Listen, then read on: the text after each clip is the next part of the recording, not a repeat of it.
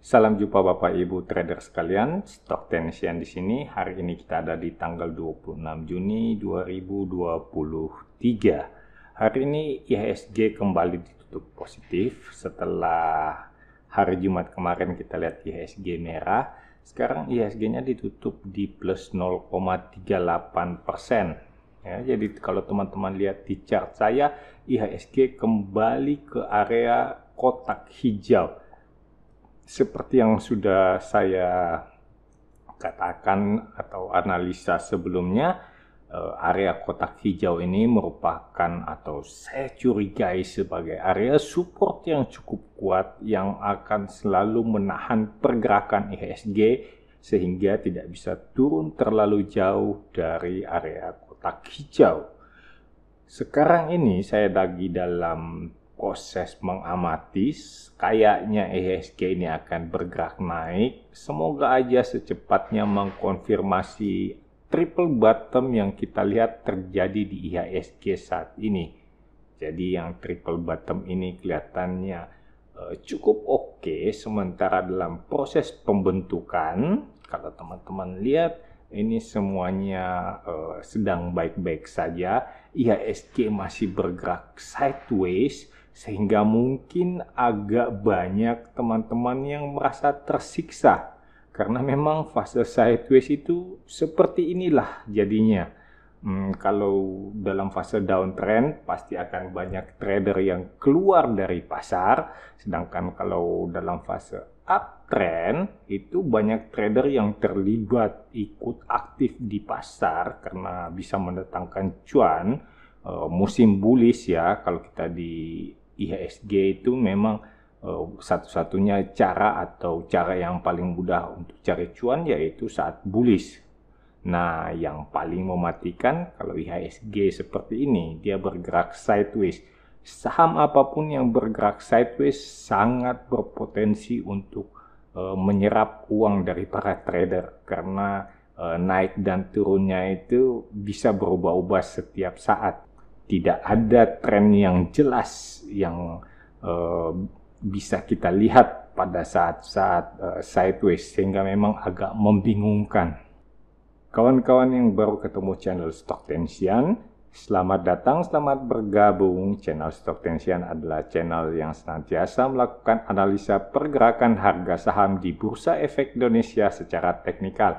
Teman-teman yang senantiasa trading di Bursa Efek Indonesia dan menggunakan analisa teknikal, Anda sudah berada dalam channel yang tepat. Untuk itu langsung saja subscribe dan teman-teman selalu bisa menuliskan kode saham yang teman-teman ingin dibahas di kolom komentar. Pertama kita akan lihat saham IMAS.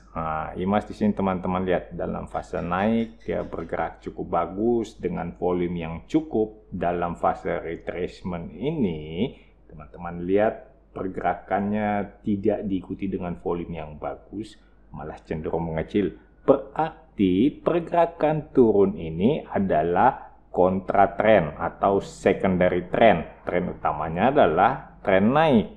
Ini bisa kita lihat apakah retracement ini sudah mencapai target yang biasanya dicapai di sekitar 61,8%. Kita gunakan Fibonacci retracement. Seperti ini, teman-teman lihat bagaimana ada perlawanan di 38,2%, lalu ada lagi perlawanan di 61,8%. Yang seperti ini teman-teman akan sering temui dalam suatu atau dalam kejadian retracement, sehingga teman-teman bisa mendapatkan area support di mana kira-kira harga akan rebound gitu ya. Jadi kalau sekarang dalam fase sideways ini kita akan melihat sampai di mana kira-kira pergerakan naik dari IMAS. Kita akan balik Fibonacci-nya dengan menggunakan Fibonacci seperti ini.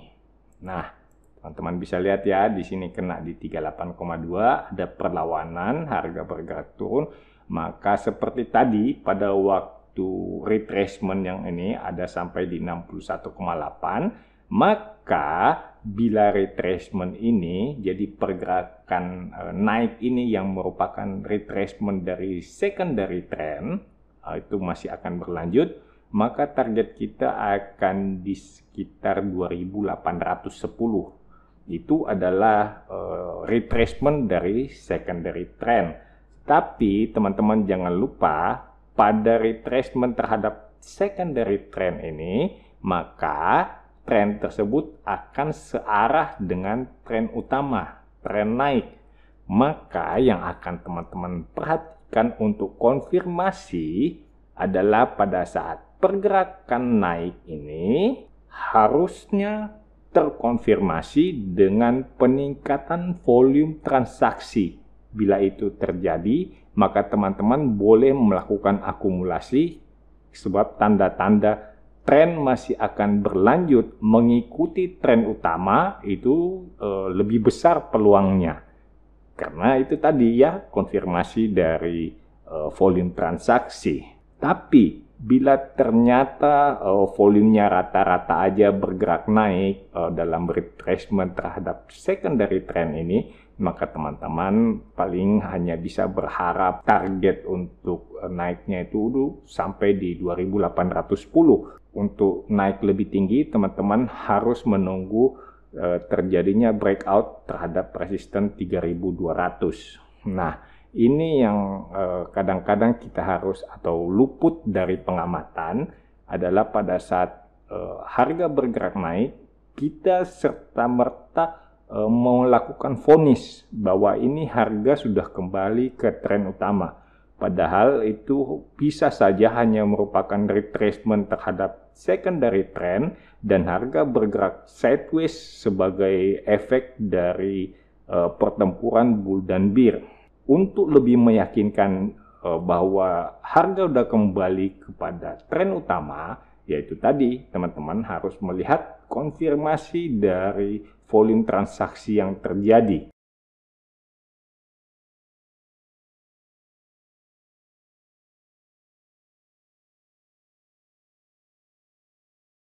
Berikutnya saya punya Kars. Kars ini kalau kita lihat dalam fase sideways ya. Tapi kenapa saya pilih? Teman-teman harus tahu alasannya bahwa secara screener, kalau kita menggunakan screener EMA 20 yang berada di atas EMA 50, maka saham Kars ini sudah memenuhi persyaratan. Jadi kalau teman-teman punya indikator EMA 20 dan EMA 50, maka EMA 20-nya sudah ada di atas EMA 50. Untuk itu, kita mulai curiga bahwa saham ini bergerak naik.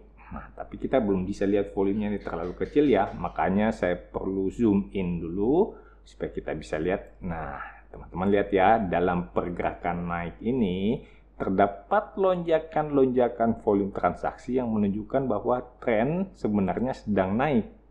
Teman-teman bisa lihat dalam fase sideways di sini, fase sideways ini harga bergerak rata-rata, kemudian pada saat turun di sini, teman-teman lihat volume transaksi cenderung mengecil. Ini suatu pertanda yang bagus, apalagi kalau besok atau beberapa hari kemudian teman-teman melihat harga tertahan di sekitar area kotak kuning ini.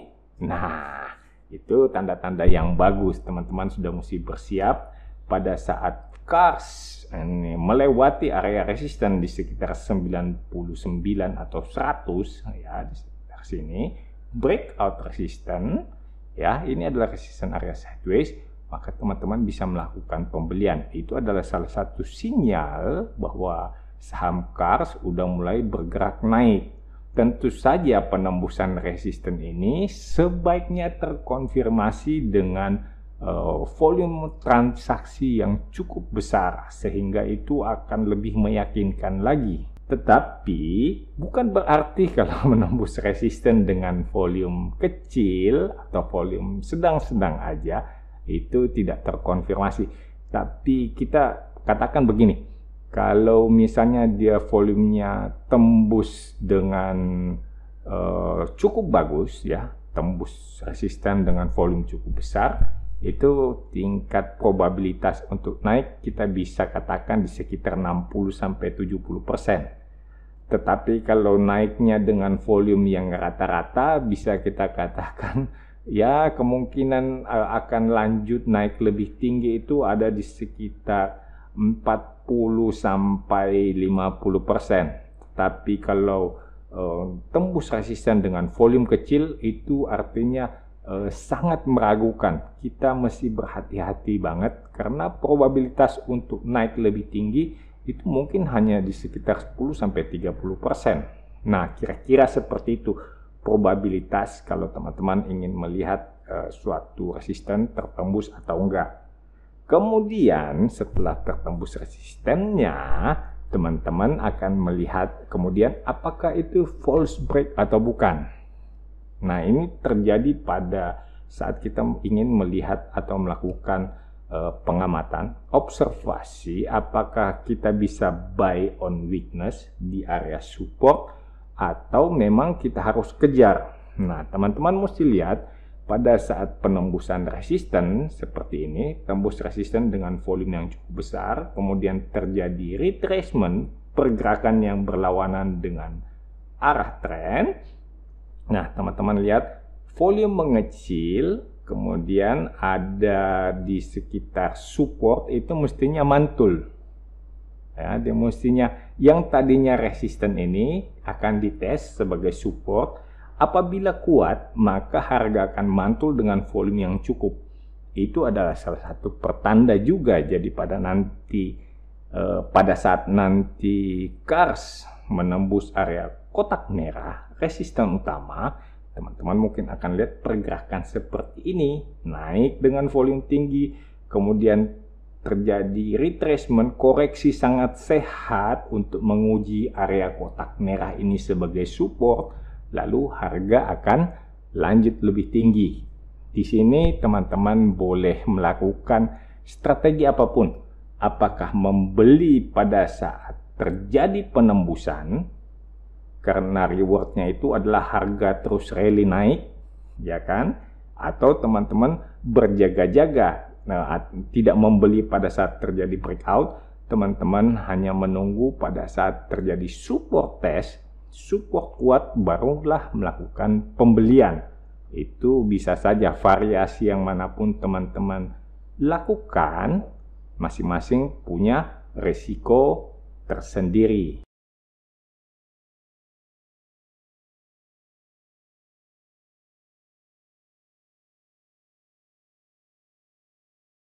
Mari kita lihat saham ADI. Nah, saham ADI ini kita lihat dulu atau kita fokuskan di ujung ini ya, di ujung ini, di tren yang sedang terjadi, yaitu tren naik. Teman-teman, pertama kita asumsikan dulu bahwa tren utamanya itu adalah naik. Nah, jadi semesta pembicaraannya kita fokuskan di sini.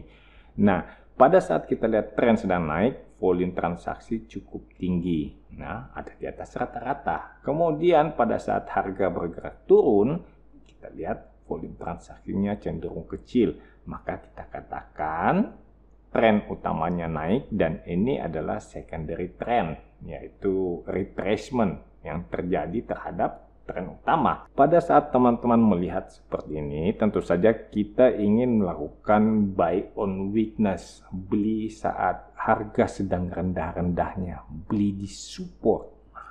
Tantangannya di mana support yang akan kita gunakan? Teman-teman bisa menggunakan Fibonacci retracement seperti ini. Letakkan titik 100%-nya di bawah, kemudian 0%-nya ada di atas. Sehingga teman-teman akan mendapatkan area support seperti ini. Ini adalah level-level Fibonacci yang bisa kita gunakan sebagai area support.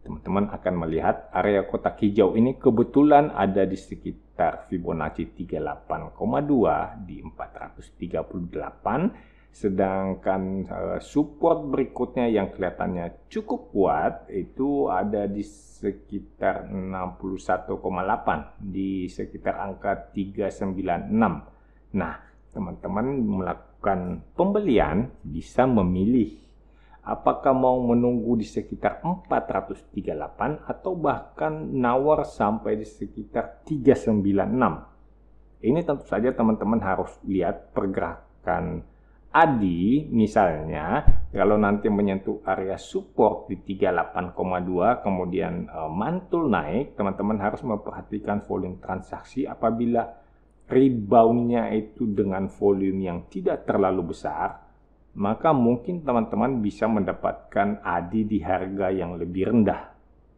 di Fibonacci 61,8. Tapi bila ADI itu mantul dengan volume yang cukup besar, maka saya kira pilihan terbaik adalah melakukan pembelian untuk mengikuti tren naik yang sedang terjadi. Karena bisa jadi pada saat yang mantul naik sudah terjadi support test dan teman-teman akan melihat ADI bergerak naik lebih tinggi. Sehingga pilihannya adalah membeli saat terjadi support test di 38,2 atau membeli saat breakout area resisten di kotak kuning di sekitar 488. Target berikutnya ada di area kotak merah di sekitar 540. Seperti biasa, dimanapun teman-teman melakukan pembelian, selalu ada risiko dan reward masing-masing. Sehingga teman-teman perlu menentukan profil risiko seperti apa. Apakah teman-teman tipe yang berani mengambil risiko sampai sekian persen untuk menunggu turun sampai di area support 61,8, atau teman-teman kemudian lebih menekankan pada kemungkinan untuk mendapatkan reward yang lebih cepat dengan mengambil risiko membeli di sekitar 438 untuk ikut naik dengan target sampai ke area kotak merah. Itu perlu dipertimbangkan karena profil risiko tiap orang berbeda, makanya pasar saham itu hidup. Jadi tidak ada suatu strategi yang lebih baik daripada strategi orang lain. Semua sama baiknya, semua sama benarnya, sampai pasar menyatakan sebaliknya. Saya kira cukup untuk hari ini. Jadi mungkin dalam beberapa waktu ke depan saya akan libur dulu untuk mengisi channel ini, karena ya minggu ini kita juga cuma sedikit. Hari transaksi atau hari pasar itu cuma Senin dan Selasa. Selanjutnya Rabu, Kamis, Jumat itu libur, ada Idul Adha ya. Nah, jadi kemungkinan kita akan libur hari Selasa. Nanti kita akan ketemu lagi di Senin pekan berikut. Teman-teman silahkan kalau ada saham-saham yang ingin dibahas, tulis aja di kolom komentar. Karena nanti kalau ada waktu kosong mungkin akan saya bikin video pembahasannya di tengah-tengah hari libur tentu saja. Saya kira cukup. Salam cuan untuk kita semua.